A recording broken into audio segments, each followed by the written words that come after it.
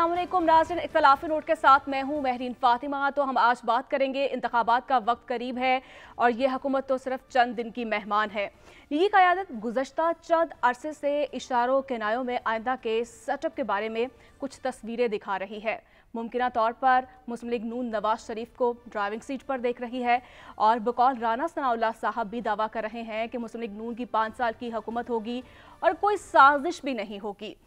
बात यही है, आज और फैसलाबाद में भी उन्होंने यही बात की। उन्होंने कहा कि शहबाज शरीफ ने मुल्क को बहरान से निकाल दिया है और अब नवाज शरीफ पर भी एतमाद करना होगा। इस तमाम सिनेरियो में पीपल्स पार्टी कहां पर खड़ी है? क्या मुस्लिम लीग नून अंदरूने खाना कोई यकीन दहानी करवाई जा चुकी है मुस्लिम लीग नून को, और क्या फैसले हो रहे हैं, क्या प्लान्स बनाए जा रहे हैं? और ये तमाम फैसले और प्लान्स जो हैं अवामी नज़रों से ओझल हैं। और साथ ही साथ आज अहम मुलाकात भी होने जा रही है और जरदारी साहब इस वक्त दुबई में मौजूद हैं और बिलावल भुट्टो भी पहुंच चुके हैं। और किससे ये मुलाकात होगी, क्या मुशावरत होने जा रही है, क्या कोई सरप्राइज़ मिलेगा? तो प्रोग्राम में हम आज इसी पर बात करेंगे। हमारे पैनलिस्ट भी हमारे साथ मौजूद होंगे और bureau chief London Haseeb Arsalan ने हमें ज्वाइन किया है। ये तमाम सूरत हाल पर उनसे बात करेंगे और किससे ये मुलाकात होने जा रही है। हसीब, बहुत शुक्रिया आपका। और क्या देख रहे हैं आप? आसिफ जरदारी साहब इस वक्त दुबई में मौजूद हैं, बिलावल भी मौजूद है। क्या वहाँ पर मुलाकात किससे होगी और क्या नवाज शरीफ साहब भी वहाँ पर मौजूद हैं दुबई में? जी बिल्कुल, हमारी ताज़ा तरीन जो इतलात हैं उनके मुताबिक नवाज शरीफ साहब जो हैं वो कल रात दुबई पहुँच चुके हैं। जरदारी साहब जो है ऑलरेडी दुबई में मौजूद हैं। तो जी फ्री में होगी, लेकिन अगला प्लान जो है वो ये भी बताया जा रहा है कि अगले चंद रोज में जहाँ नवाज शरीफ वापस लंदन आ रहे हैं, लेकिन साथ ही साथ जरदारी साहब जो है वो भी लंदन में आ रहे हैं। तो दुबई में जो मुलाकात होने जा रही है वो सिर्फ एक इनिशियल मुलाकात है, लेकिन आगे मुलाकातों का एक सिलसिला जो है वो होने जा रहा है अगले चंद रोज में। और लंदन क्योंकि अभी पिछले कुछ दिनों से यहाँ पर ठंड हुई है, लेकिन सियासत जो है वो दोबारा गर्म होने जा रहा है। और क्योंकि पीपल्स पार्टी की क़यादत जो है वो भी लंदन आ जाएगी, नवाज शरीफ साहब जो है वो भी ये बताया जा रहा है कि 24 या 25 जुलाई को वो भी जो है वापस लंदन आ जाएंगे। तो अगले 4-5 हफ्ते जो है वो पाकिस्तानी सियासत के हवाले से लंदन में, और इसी मीटिंग में जो सबसे अहम बात जो है वो हमारे ज़राए बताते हैं डिस्कस होने जा रही है, वो जो निगरान सेटअप लाया जा रहा है, जो निगरान वज़ीर आज़म की जो बात है उस पर वो ऐसा नाम जो है जिससे नून लीग और पीपल्स पार्टी दोनों मुत्तफिक हों, वो जो है वो होने जा रहा है। ठीक है, हसीब ये बताएगा कौन से नामों पर इत्तफाक हुआ है? मुस्लिम लीग नून क्या चाह रही है और पीपल्स पार्टी किस नाम पर इत्तफाक कर रही है? देखिए जी, अभी तक एज सच नून लीग की जो हमारे सोर्सेज हैं उनकी तरफ से कंफर्म तो नहीं किया गया, और बहुत सेफ जो है वो खेला जा रहा है इस वक्त सारी दिशाओं के मुताबिक। तो नाम तो कोई सामने नहीं आया, लेकिन ये बात डेफिनेटली तय है कि इनकी तरफ से नून लीग की जो भी जरूर हो कि जिस ऊपर आसिफ अली जरदारी जो है वो भी मुत्तफिक होंगे और मियां नवाज जो है वो भी मुत्तफिक होंगे। लेकिन साथ ही साथ भी जो है वो इस सोच में हमें जो अक्कासी की जा रही है बिल्कुल क्लियरली जा रहा है कि अहमद जो आने जा रही है वो शायद नून लीग की आने जा रही है। और मियां साहब जो सऊदीया गए थे और दुबई गए थे वो भी इसी सिलसिले की एक कड़ी थी, और जो हमें पता चला है कि सऊदीया में भी उनकी बहुत अहम मुलाकातें जो हुई हैं वो इसी हवाले से हुई हैं, क्योंकि पहले क्लियर नहीं था। लेकिन मैं आज से 3 हफ्ते पहले जब मियां नवाज शरीफ मौजूद थे बरतानिया में, तो मैं उनसे पर्सनली मिला और मेरा उनसे एक ही जो है वो सवाल था कि आप अगली जो अब इलेक्शन होने जा रहे हैं उसमें आप चौथी दफा वज़ीर आज़म बनने की जो है उस दौर में शामिल होंगे। और उन्होंने बड़े कॉन्फिडेंट अंदाज में कहा कि जी बिल्कुल मैं इसमें जो हूँ वो शामिल होगा। तो सऊदीया जाने की जो बात है वो मैं आपको बताता। हसीब ये बताइएगा कि जिस आप बता रहे हैं कि वहाँ पर साबिक वज़ीर आज़म नवाज शरीफ साहब की सऊदीया में और दुबई में कुछ मुलाकातें हुई, वो किन शख्सियात से मुलाकातें हुई हैं और हम किस तरह कह सकते हैं कि क्या उनका कोई प्लान है कि वो तैयारियां आइंदा 5 से 6 हफ्तों में वो पाकिस्तान आने की तैयारियां हैं, वो किन बुनियाद पर हम ये कह सकते हैं? देखिए जी, नून लीग के जो जितने हमारे सोर्सेज हैं वो कंफर्म करते हैं कि मियां साहब जो हैं अभी ये जो मुलाकातें थी ये इसीलिए की गई कि मियां साहब जब चाहते हैं कि मैं जब पाकिस्तान जाऊं तो मैं एक रोड मैप लेके जाऊं। आपको पता है कि इस वक्त जो इकोनॉमी का क्राइसिस चल रहा है दुनिया में ही चल रहा है पूरी में, लेकिन पाकिस्तान में खास तौर पर जो है, तो मियां साहब जो है वो ये चाहते हैं कि मैं जब जाऊं तो मेरे पास एक रोड मैप हो, जो ऐसे ममालिक जो पाकिस्तान के साथ पहले भी ताउन करते आए हैं और जिनके साथ न सिर्फ नून लीग के लेकिन पाकिस्तान के और खासतौर पर मियां साहब के अपने जो है जाती क्लोज ताल्लुकात हैं। तो इसी हवाले से रॉयल फैमिली के जो कुछ लोग हैं उनके साथ मियां साहब की ملاقاتیں جو ہیں وہ کنفرم سورسز کرتے ہیں کہ ان کی ہوئی ہیں، اور اس میں ایک سب سے اہم بات جو ہے وہ ڈسکس ہوئی ہے، جو میاں صاحب کا سعودیہ جانے کا مقصد تھا وہ یہی تھا کہ ایک آئل ریفائنری جو ہے اس کے اوپر بڑے ٹائم سے جو ہے وہ بات چل رہی تھی، تو میاں صاحب چاہتے ہیں کہ میں جب جاؤں تو میرے پاس ایک پلان ہو جو میں دے سکوں تاکہ ہمارے پاس ڈیلیور کرنے جو ہے وہ کچھ ہو. تو اس حوالے سے ایک بڑی اہم جو ہے جو ہے وہ اور اس پر کی ڈسکشن ہوئی ہے کہ ہمیں سعودیہ کی جانب سے ایک آئل ریفائنری اور خاص طور پہ گوادر کے حوالے سے جو ہے بڑی اہم بات ہوئی ہے، کیونکہ سی پیک جو ہے آپ کو پتا ہے کہ اب اس کے اوپر بڑے عرصے سے کام جاری ہے، لیکن ایز سچ کوئی آؤٹ پٹ جو ہے وہ ابھی تک دیکھنے میں نہیں ملا. تو جو نون لیگ کی طرف سے ہمیں باتیں جو ہے ہم تک پہنچائی گئی ہیں وہ یہ ہے کہ اگر وہ آئل ریفائنری جو ہے وہ لگ جاتی ہے تو ایک حسیب صاحب پاکستان آنے کے حوالے سے، حسیب صاحب میاں صاحب کے پاکستان آنے کے حوالے سے عرصہ دراز سے سنتے آ رہے ہیں جی کہ بس تیاریاں مکمل ہو گئیں، وہ جلدی واپس آ رہے ہیں. اب سن رہے ہیں کہ وہ ستمبر کا انتظار کر رہے ہیں، کچھ ستمبر کے آخر میں یا اکتوبر میں وہ واپس پہنچیں گے. تو آپ کی کیا اطلاعات ہیں؟ جی بالکل سر، ہماری یہی اطلاعات ہیں کہ میاں صاحب جو ہے تیاریاں تو مکمل کر رہے ہیں، لیکن شروع کا انتظار ہے. اس میں کوئی بھی رائے نہیں ہے. اس پہلے جو ہے بہت مشکل ہے کہ ٹھیک ہے حسن، آپ کی آواز ہمیں کلیئر نہیں آ رہی ہے. بہت شکریہ آپ کا اپڈیٹ کرنے کے لیے. حسن صاحب آپ کی جانب آؤں گی، جس طرح سے یہ ملاقات ہونے جا رہی ہے، نواز شریف صاحب بھی اس وقت موجود ہیں دبئی میں، تو کیا دیکھ رہے ہیں آپ کوئی ڈیڈ لاک برقرار ہے؟ کیا کوئی تحفظات ہیں اور کیا خدشات ہیں پیپلز پارٹی کے کہ دوبارہ سے ایک بار پھر سے یہ ملاقات ہو رہی ہے؟ دیکھیں بنیادی طور پر پلان تو بے شمار بنتے رہے. دبئی پلان بھی بنتے ہیں، لندن پلان بھی بنتے ہیں، پشاور پلان بھی بنتے ہیں، اور جو ہے لاہور جم خانہ کے پلان بھی بنتے رہے. دیگر ممالک میں بھی ملاقاتیں ہوتی رہی. دیکھیں سیاسی جو جماعتوں کے سربراہان ہوتے ہیں یہ آپس میں ملاقاتیں کرتے ہیں تاکہ آئندہ آنے والے انتخابات میں وہ کچھ معاملات طے کرنے کے بعد میدان میں اتریں اور پھر حکومتوں کے حوالے سے معاملہ طے ہوتے ہیں. دیکھیں بینظیر بھٹو صاحبہ بھی، ان کی بھی دبئی میں ملاقاتیں ہوئیں، وہاں پر پلان بنا، پھر پاکستان آئی تو وہاں پر امپلیمنٹیشن شروع ہوئی. لیکن یہ بات کہنا کہ ابھی بہت ساری چیزیں طے ہو گئی ہیں، میں یہ سمجھتا ہوں جو میری مسلم لیگ نون کے سینئر عہدیداروں سے، کچھ وفاقی وزراء سے، 3 سے میری بات ہوئی تو ان کا یہ دعویٰ ہے کہ ابھی کہنا قبل از وقت ہے کہ نواز شریف صاحب کا پاکستان آئیں گے. بنیادی طور پر کچھ ٹینٹیٹیو جو ہے وہ پلان چل رہا ہے کہ 16 ستمبر کے بعد آتے ہیں اور اس وقت بھی سچویشن دیکھی جائے گی. پھر ایک اور تاریخ سامنے آیا، ایک وزیر نے کہا کہ شاید 13 یا 14 ستمبر کو پاکستان آ جائیں گے اور آتے ساتھ ہی وہ بیل اپلائی کریں گے، اور پھر بے شک وہ اس ٹائم ایک آدھ دن لگے گا، وہ سچویشن چینج ہوگی، پھر وہ اپنی الیکشن کیمپین کو آگے لے کے چلیں گے. لیکن تمام تر صورتحال اپنی طرف دیکھیں، جب کھیل کھیلتے ہیں نا، جب کوئی کھیل کھیلتے ہیں اس کے ایس او پیز طے ہوتے ہیں. کوئی بھی فٹ بال کا میچ دیکھ لیں، کرکٹ کا میچ دیکھ لیں، جب ایس او پیز کے تحت، اب ان کے بھی ایس او پیز ہیں، وہ بنیادی طور پہ اس کے اصول طے کر رہے ہیں، چاہے وہ آپ لندن میں بیٹھ کے کر لیں یا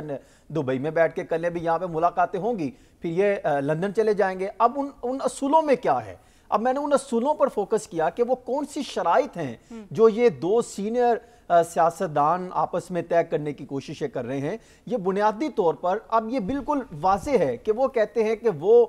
شخص جس نے جو ہے وہ غلط اقدامات کیے، ریاست اور اداروں کو ٹارگٹ کیا اور پوری سیاست کو جو ہے وہ ایک اس پر سوالات کھڑے کر دیے. ہمیں سیاست کو سیاسی انداز سے لے کے چلنا چاہیے، اور جو سیاست نہیں کن کو کرنی آتی ان کو نظر انداز کریں، ان کو آپ پورے گراؤنڈ سے، فیلڈ سے ان کو بالکل الگ کر دیں اور پھر ہم میچ کھیلیں گے. اب اس پر بھی سوالات کھڑے ہوتے ہیں کہ کیا اب وہ اس کو سیاست آتی ہے یا نہیں آتی.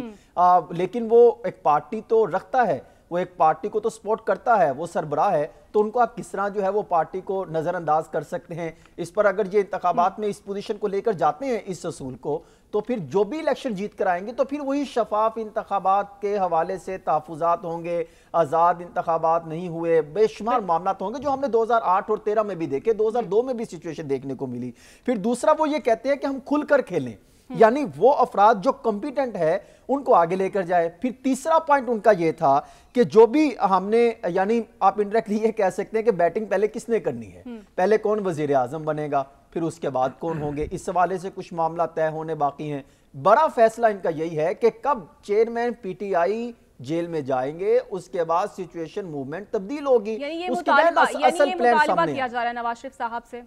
آپ یہ کہنا چاہ رہے ہیں؟ دیکھیں نواز شریف صاحب ہوں، زرداری صاحب ہوں، مولانا فضل الرحمان صاحب ہوں، پوری 13 اتحادی جماعتیں اور ان کے ساتھ دیگر حکومتی اتحاد میں جو بھی جماعتیں شامل ہیں، ان کا ایک ہی مطالبہ ہے کہ اس شخص کو جو ہے وہ جو بھی اس کے خلاف سزائیں ہیں ان کے خلاف کیسز کو بر وقت جو ہے منطقی انجام تک پہنچایا جائے۔ اب وہ اس چیز کا انتظار کر رہے ہیں، اور یہ بات درست ہے کہ ایک شخص جس کو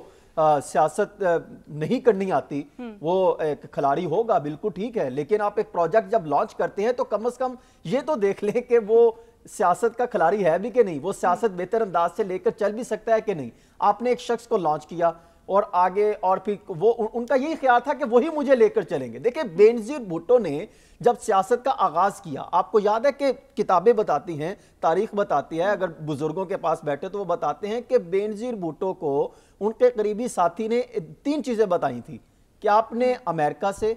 اور اسٹیبلشمنٹ سے اور تیسرا ریلیجیس اسٹیبلشمنٹ سے نہیں بگاڑنی، تو پھر آپ اقتدار میں رہ سکتے ہیں، اور آپ نے ان کو ٹارگٹ بھی نہیں کرنا۔ جب تک وہ اس سچویشن کو لے کے چلتی رہی تو آپ دیکھیں کہ وہ کہیں پر کوئی بھی سیاستدان ہو جہاں پر انہوں نے اس چیز سے ٹکراؤ کرنے کی کوشش کی اور یہ سمجھے کہ شاید وہ اس سے بالاتر ہو گئے ہیں، اب وہ ریاست کو کنٹرول کرنے کے قابل ہو گئے، اب وہ اس چیز کو لے کر کسی بھی سچویشن میں انہوں نے اس چیز کو کنٹرول کرنے کی کوشش کی تو وہاں پر وہ سیاستدان مارا گیا۔ یہی حال ہم نے دیکھا نواز شریف صاحب کا بھی ہوا کہ وہ ان کو اقتدار سے الگ ہونا پڑا، یہی حال عمران خان کا ہوا،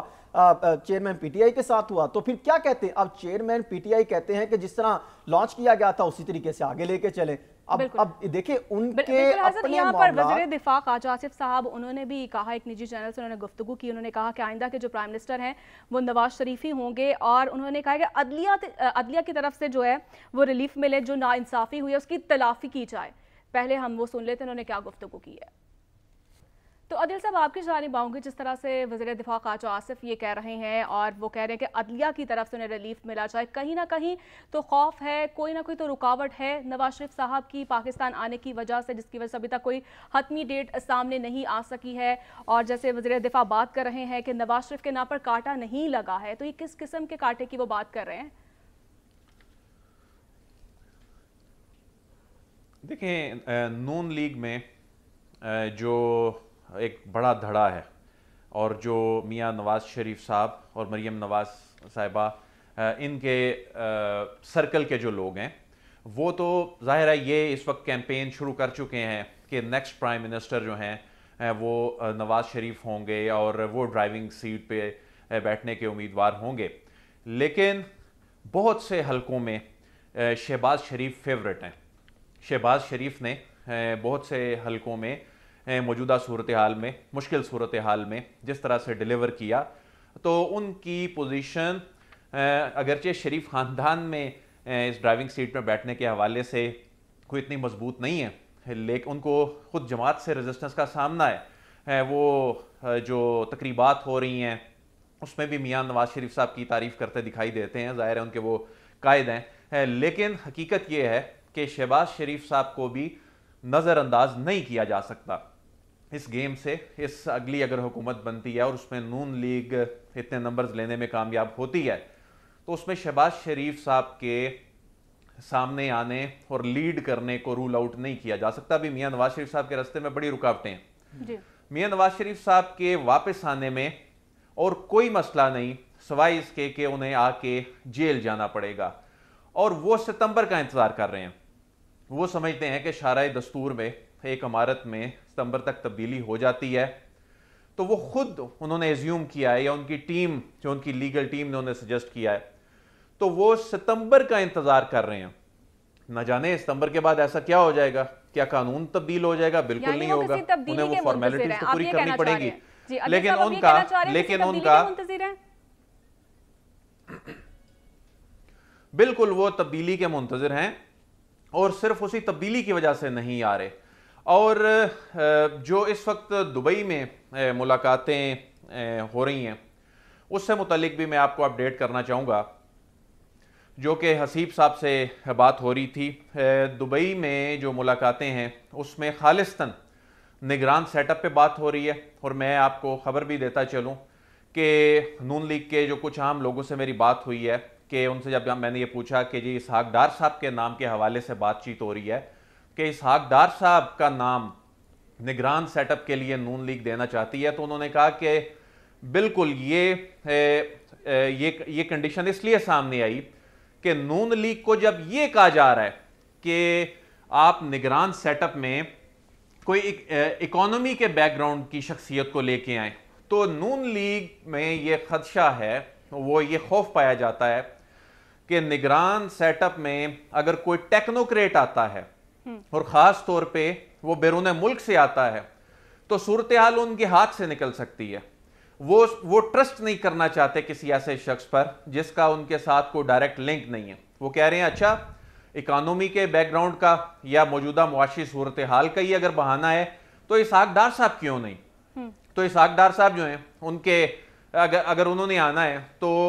وہ ساتھ ڈنڈا چلانے کی ان میں ایک اہلیت بھی ہے. تو نون لیگ کا کنسرن بنیادی طور پہ یہ ہے کوئی ایسا شخص ہو جو موجودہ پولیٹیکل سچویشن کو بھی ہینڈل کر سکے. عدیل یہ تو پھر آپ ہمیں بریکنگ نیوز دے رہے ہیں کہ اگر مسلم لیگ نون اسحاق ڈار صاحب کا نام لے کر آنا چاہ رہی ہے تو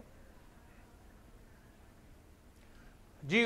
زرداری صاحب کے ساتھ یہ نام شیئر کیا گیا ہے اور ان کے سامنے رکھا گیا اور انہوں نے کہا ہے کہ آپ نے اگر نگران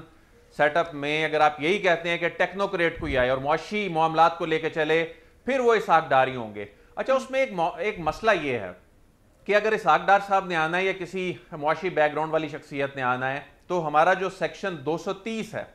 وہ محدود کر دیتا ہے نگران پرائم منسٹر یا نگران جو چیف منسٹر ہیں ان کے اختیارات کو کہ آپ نہ بڑے پالیسی ڈیسیژن لے سکتے ہیں نہ آپ جو روٹین معاملات کے علاوہ اور کوئی چیز دیکھ سکتے ہیں. پھر غیر جانبداری کے حوالے سے بہت کچھ لکھا ہوا ہے. اس کے علاوہ آپ جو انٹرنیشنل آرگنائزیشنز ہیں ان کے ساتھ نیگوسیشن نہیں کر سکتے. تو ایسی صورتحال میں یہاں تک بھی انڈر کنسیڈریشن ہے کہ جو الیکشن ایکٹ کا سیکشن 230 ہے اس کو امینڈ کیا جائے اور اس حوالے سے جو انتخابی اصلاحات کمیٹی کے جو بھی سیشن چل رہے ہیں جو کہ بالکل اپنی کنکلوڈنگ سٹیج پہ ہیں تو اس میں پھر یہ چیز فوری طور پہ لائی جا سکتی ہے اور جاتی ہوئی اسمبلی سے الیکشن ایکٹ کے سیکشن 230 کو امینڈ بھی کیا جا سکتا ہے. تو اگر نگران سیٹ اپ آنا ہے ایک معاشی بیک گراؤنڈ والی شخصیت کے نام کے ساتھ تو ایسے میں نون لیگ یہ کہہ رہی ہے پھر وہ اسحاق ڈار صاحب ہوں گے. لیکن اس میں بہت سے سوالات اٹھیں گے ان کی غیر جانبداری کے حوالے سے. جو آئین پاکستان ہے جو آئین کا آرٹیکل 224 ہے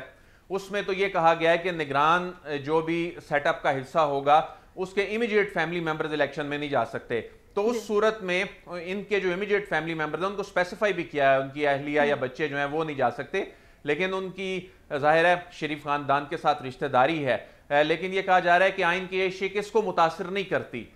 تو اس حوالے سے نون لیگ یہ کہہ رہی ہے کہ معاشی بیک گراؤنڈ سے زیادہ امپیکٹ اس بات کا ہے کہ کوئی ڈنڈا چلانے والا نگران پرائم منسٹر ہو جو موجودہ صورتحال میں ایک تو ساری سچویشن کو ٹیکل بھی کر لے. اور جی عادل صاحب آپ کا کامنٹ آ چکا ہے. مولانا فضل الرحمان صاحب نے گفتگو کی ہے. انہوں نے کہا ہے کہ مجھے لگ رہا ہے کہ الیکشن قریب ہیں اور نگران حکومت کو اب سوچنا ہوگا الیکشن کب اور کیسے ہوں گے. یہ انہوں نے گفتگو کی ہے, پہلے وہ سن لیتے ہیں. سعد رسول صاحب آپ کی جانب آؤں گی. جس طرح سے ملاقات ہونے جا رہی ہے نواز شریف صاحب بھی اس وقت دبئی میں موجود ہیں, آصف علی زرداری صاحب, بلاول بھٹو بھی پہنچ چکے ہیں اور یقیناً اہم ملاقات ہو رہی ہے. لیکن اس تمام سینیریو میں مولانا فضل الرحمان کہیں پر دکھائی نہیں دے رہے ہیں. جیسے کہ پی ٹی ایم کے وہ سربراہ بھی ہیں, اس سے پہلے بھی دیکھا گیا ان کی جانب سے کئی گلے شکوے بھی کیے گئے. دیکھیے بسم اللہ الرحمن الرحیم, گزارش یہ ہے کہ پاکستان میں ان تمام چیزوں میں کیا ہو رہا ہے اس پہ شاید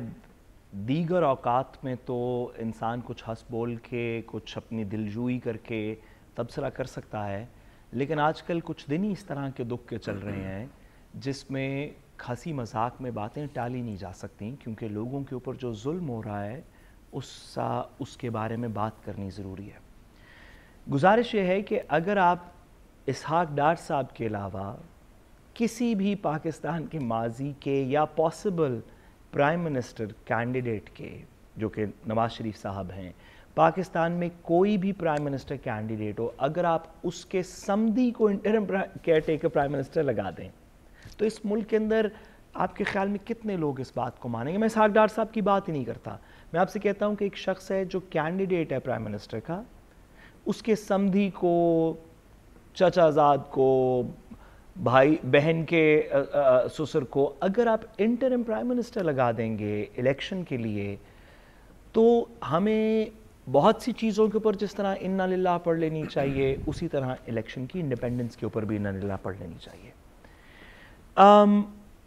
ابھی مولانا صاحب مجھے یہ بات نہیں سمجھ آئی کہ اس کا منطق کیا ہے، یہ کیسے قبول ہوگی؟ جس کسی نے بھی یہ بات کی، انٹرم گورنمنٹ کا آئین پاکستان میں صرف ایک پرپس ہے کہ وہ شفافیت سے الیکشن کروا دے۔ ایسے کرتے ہیں کہ اسی پروگرام کے اندر کیونکہ ہمارے پاس بہت جید دانشور موجود ہے میرے علاوہ، تو پول کرا لیتے ہیں کہ کتنے لوگوں کا خیال ہے، عوام سے تو کیا پوچھنا، عوام سے تو پوچھنے کی ہم روایت کم ہوتی جا رہی ہے، اسی پروگرام میں پول کروا لیتے ہیں حسن رضا صاحب سے، عدیل سے، کہ کتنے لوگوں کا خیال ہے کہ انڈیپینڈنٹ الیکشن جس کیئر ٹیکر پرائم منسٹر کے نیچے ہونا چاہیے وہ independently, genuinely independently Ishaq Dar صاحب ہو سکتے ہیں۔ دیکھیے قوم کو اس طرح کی باتوں کے اوپر سینسٹائز نہ کیجئے جس کا کوئی منطق نہیں ہے، جس کا آئین سے کوئی تعلق نہیں ہے، جس کا جمہوری روایات سے کوئی تعلق نہیں ہے، جس کی دنیا میں نظیر نہیں ملتی۔ ایسی باتیں کر کے ہم اپنے سسٹم کو بدنام کر رہے ہیں کہ ہمارے سسٹم میں جہاں پہ آئین میں لکھا ہے کہ ایک انڈیپینڈنٹ شخص جو ہے اس کو مشاورت کر کے ایک سائیڈ آف دی آئل اور دوسری سائیڈ آف دی آئل سب جس کے اوپر رضامند ہو جائیں گے اس سے ہم الیکشن کروائیں گے اور اینڈ میں اسحاق ڈار کو لگا دیں۔ اس طرح سسٹمز بدنام ہوتے ہیں، اس طرح لوگوں کا یقین اٹھ جاتا ہے جمہوریت سے، آئین سے۔ اتنا ظلم نہ کریں اس سسٹم کے ساتھ۔ دوسری بات، مولانا فضل الرحمان صاحب کا بیان بڑا انٹرسٹنگ مجھے لگا۔ اگر آپ کی اجازت سے ان کی پارٹی میں سے کسی سے ہم پوچھ لیں کہ جو انہوں نے کہا کہ آئی ایم ایف فرنٹ مین کا کردار ادا کر رہا ہے، تو کس کا فرنٹ مین ہے آئی ایم ایف؟ اگر وہ نشاندہی کر دیں تو پاکستان میں جو 2-3 اور چیزوں پہ بحث چل رہی ہے میرا خیال ہے ان پہ بھی کچھ روشنی پڑ جائے گی کہ آئی ایم ایف کس کا فرنٹ مین ہے۔ اگر مولانا صاحب اس پہ تھوڑی روشنی ڈال دیں تو بڑا اچھا ہو۔ میں آخری گزارش اس آپ کے سوال کے جواب میں دیتا چلوں کہ میں پاکستان کی ہر سیاسی بات کو، ہر ادارے کو، ہر انسٹیٹیوشنل ڈیسیژن کو سر بخم تسلیم کرنے کو تیار ہوں۔ ہمارے سیاستدان آپس میں لڑیں، جھگڑیں، فیصلے کریں، اداروں کے اندر بات ہو، عدالتوں سے فیصلے ہوں، سب چیزوں پہ ہم تیار ہیں۔ پاکستانی سب چیزوں کے ساتھ ہیں، ایک چیز کے ساتھ اب ہم نہیں ہیں، اور وہ یہ کہ پاکستان کے فیصلے پاکستان کی سرحد سے باہر ہوں، خواہ وہ لنڈن کے فلیٹس میں ہوں، خواہ وہ ایم کیو ایم لنڈن کے بانی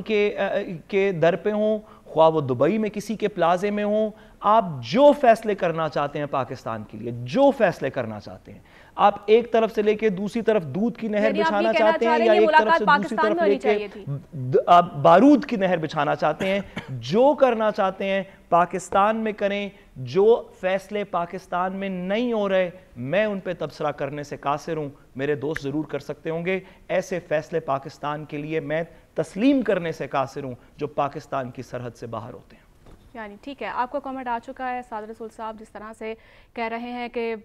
یہ جو ملاقاتیں ہو رہی ہیں دبئی میں خاص طور پر، اور اگر یہی ملاقاتیں پاکستان میں ہوتی اور ہو سکتا ہے اس ملاقات سے کوئی بڑا سرپرائز میں ملنے والا ہو، تو ناظرین مجھے لینی ہے بریک کے بعد واپس آئیں گے۔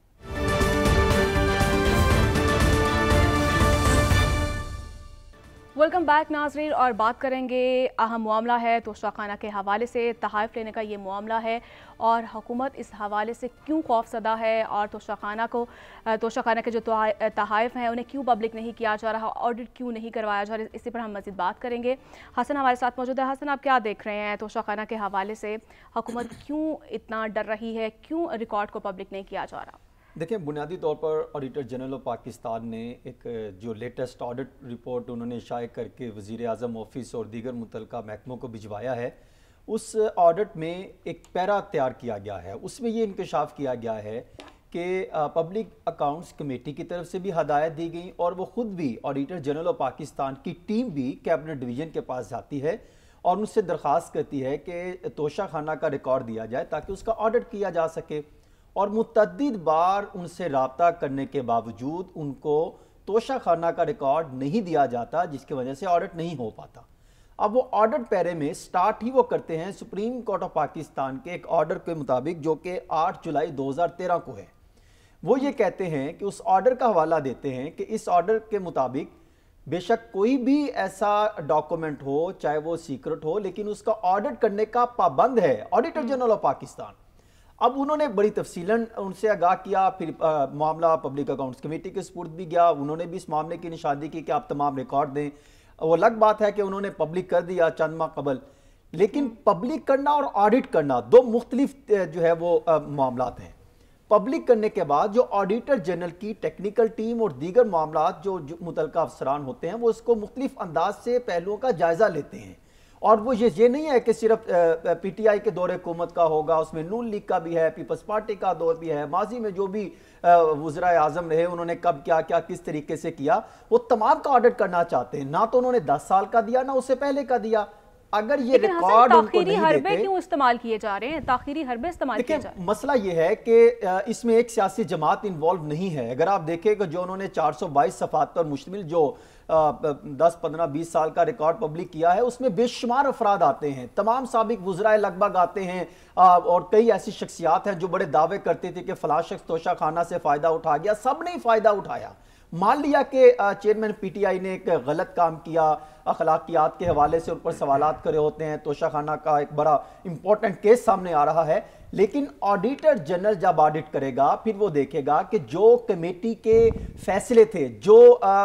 ہے وہ آپ نے کتنے میں فروخت کرنا تھا، کتنے میں آپ نے پبلک کرنا تھا، کتنے میں آپ لے سکتے تھے، جو ایس او پیز تھے کیا اس پر عمل درآمد کیا۔ تو اگر آڈٹ نہیں ہوتا تو یہاں پر ایک بہت بڑا کویسچن مارک جو ہے وہ سٹینڈ کرتا ہے۔ اس کا مطلب حکومتیں آڈیٹر جنرل کو ریکارڈ دینے سے فرار اختیار کر رہی ہے، تاکہ اگر ریکارڈ ان کو دیں گے تو پھر ایک نیا پنڈورا باکس کھل جائے گا۔ یہ آڈیٹر جنرل آف پاکستان نے لیٹسٹ آڈٹ رپورٹ ہم آپ کے سامنے دکھا رہے ہیں، اس میں وہ کہتے ہیں کہ اس کو رسپانسیبل جتنے بھی ذمہ داران ہیں ان کے خلاف رسپانسیبلٹی فکس کر کے ان کے خلاف ایکشن لیا جائے، اور اس کا آڈٹ کمپلسری ہے، آڈٹ ہونا ضروری ہے، اور اگر آڈٹ نہیں ہوتا تو پھر کویسچن مارک سٹینڈ کرے گا۔ دیکھیں ہم مان لیا کہ توشہ خانہ کو سب نے بیچا، سب نے اس کو اپنے اینگل سے لیا، اور ابھی ٹھیک ہے حسن آپ کا پوائنٹ آ چکا ہے۔ عادل صاحب میں آپ کی جانب آؤں گی، توشہ خانہ سے جڑے یہ تنازعات ہیں کب ختم ہوں گے اور حکومت کے جو تحفظات ہیں خدشات ہیں وہ کیسے دور ہوں گے؟ دیکھیں توشہ خانہ کو میں سوائے وہ جو گاڑیوں کا معاملہ تھا نا، وہ بھی جو میاں نواز شریف اور یوسف رضا گیلانی سے متعلقہ تھا، سوائے اس کے باقی تمام چیزوں کو قانونی تحفظ حاصل ہے۔ یہ ایک اخلاقی معاملہ ہے کہ ہمارے حکمران کس طرح کروڑوں روپے کے جو تحائف ہیں یہ کوڑیوں کے بھاؤ خریدتے رہے۔ اچھا، چونکہ سابق وزیر اعظم خود اخلاقیات کی بات کرتے تھے تو ان کے دور میں جب انہوں نے خود یہ کیا اور انہوں نے وہ تحائف بیچ بھی دیے تو وہ زیادہ ہائپ کریٹ ہوگی۔ لیکن جو توشہ خانہ کیس ہے، اچھا توشہ خانہ کیس میں جو سابق وزیر اعظم کے خلاف کیس ہے جس کی کل سماعت بھی ہے، یہ بالکل اپنے آخری سٹیجز پہ پہنچ گیا ہے، جس میں اب جرا ہو رہی ہے، 2 صرف گواہان ہیں، اس کے بعد ملزم کا بیان ہونا ہے۔ یہ کرپشن سے متعلق کیس نہیں ہے، یہ کرپٹ پریکٹس سے متعلق کیس ہے، جس میں انہوں نے اپنے جو ملنے والے تحائف تھے اور ان سے حاصل ہونے والی جو رقم تھی وہ ظاہر نہیں کی۔ اچھا، میاں نواز شریف صاحب کا بھی کیس آلموسٹ یہی تھا کہ ان کو ایک ریسیویبل، ان کی تو ایک ریسیویبل انکم تھی جو انہوں نے ظاہر نہیں کی تھی، اور اس کے بعد وہ ڈسکوالیفائی ہوئے تھے، ایک نظیر بن گئی۔ تو یہ معاملہ چونکہ ٹرائل کورٹ میں چل رہا ہے، ٹرائل کورٹ میں ان کے معاملے میں چونکہ انہوں نے یہ تسلیم کر لیا تھا، نہیں تو وہ معاملہ بھی ٹرائل کورٹ میں آنا تھا، تو اس کا جو پرنسپل ہے وہ اگر اس کا یعنی اس کا اگر اطلاق کیا جائے تو اس کا کانسیکوینس سیم ہے جو میاں نواز شریف کے ساتھ ہوا۔ اچھا، اس کے بھی دو کانسیکوینسز ہیں۔ ایک، ٹرائل کورٹ اگر 3 سال کی سزا اس میں جو ہوتی ہے، اگر ٹرائل کورٹ اس میں سزا دیتی ہے تو اس صورت میں ڈسکوالیفیکیشن 5 سال کی بھی بنتی ہے، اور اس میں صادق اور امین ہونے والا معاملہ بھی ہے۔ جس میں 62(1)(f) والا اطلاق بھی ہوتا ہے. اس کے علاوہ علاوہ بریک کی جانب جو بڑھنا دوسرا ہے، کیس ہے جو بعد ہم اس پر بات کریں گے. جی بالکل. اور جس طرح سے آپ کہہ رہے ہیں کہ توشہ خانہ کیس میں نااہلی کا سامنا بھی ہو سکتا ہے چیئرمین پی ٹی آئی کو، اور مزید آنے والے وقت میں گھیرا جو مزید تنگ ہوتا ہوا بھی دکھائی دے رہا ہے. بریک کے بعد بات کریں گے، آپ ہمارے ساتھ رہیے گا.